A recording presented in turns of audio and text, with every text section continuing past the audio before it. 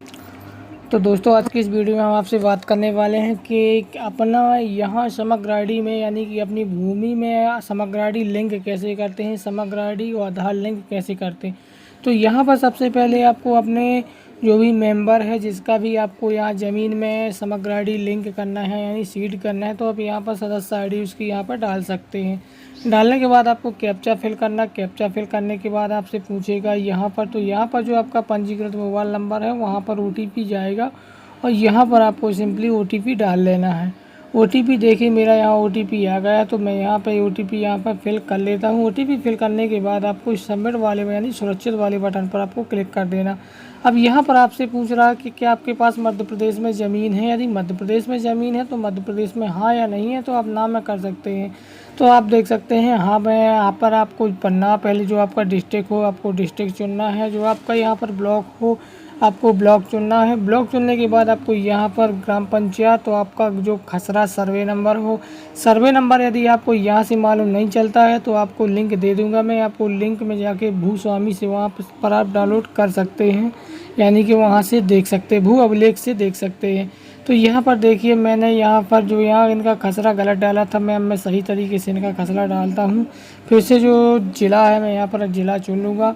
तो आपको यदि कोई समस्या आए, यदि कोई भी समस्या आती है आपको खसरा खोजने में, तो आप भू अभिलेख की वेबसाइट पर जाके आप वहाँ नाम से खोज सकते हैं और वहाँ पर आपको नाम से खोजने के बाद उनका आप खसरा नंबर लेके आप एक कागज़ में लिख सकते हैं, रजिस्टर में लिख सकते हैं। फिर इसके बाद आपको यहाँ पर वो खसरा नंबर ऐड कर देना है। तो देखिए चलते हैं अब हम इनकी यहाँ ज़मीन जो है हमने इसका खसरा नंबर हमने एक रजिस्टर पर यहाँ पर लिख लिया है। रजिस्टर पर लिखने के बाद जो इनका खसरा नंबर है वो यहाँ पर हम इस तरीके से यहाँ खोजने वाली बटन पर क्लिक करेंगे तो आप देखेंगे जितने यहाँ खातेदार होंगे उनके खातेदार पर आपको क्लिक कर देना, यानी कि आप जिसकी केवाईसी करते हैं, जिसकी सदस्य आईडी डालते हैं उसी की आईडी आपको यहाँ पर चुनना है, उसी का नाम आपको यहाँ पर चुनना है।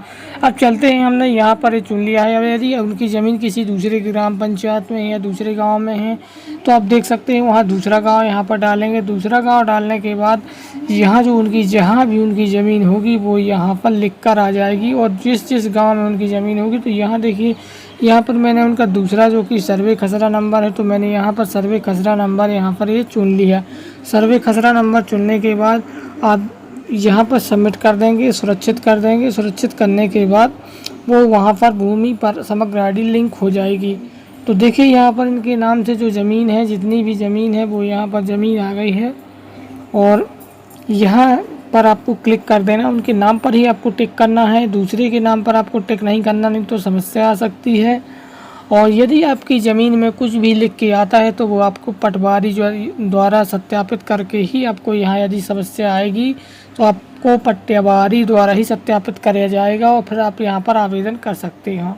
तो यहाँ देखिए एक बार मैं आप इसे फाइनल सबमिट करता हूँ। तो फाइनल सबमिट करने के लिए यहाँ पर एक आपको आधार लिंक ओटीपी आएगा, या तो आप बायोमेट्रिक फिंगर से कर सकते हैं। तो आप देख सकते हैं यहाँ पर सारी जानकारी जो मेरी सही है, तो हाँ या ना पे आपको क्लिक कर देना। यदि आपको कोई नाम में सुधार करना है हिंदी से तो आप हाँ में कर सकते हैं, यदि आपको नहीं सुधारना तो ना में कर सकते।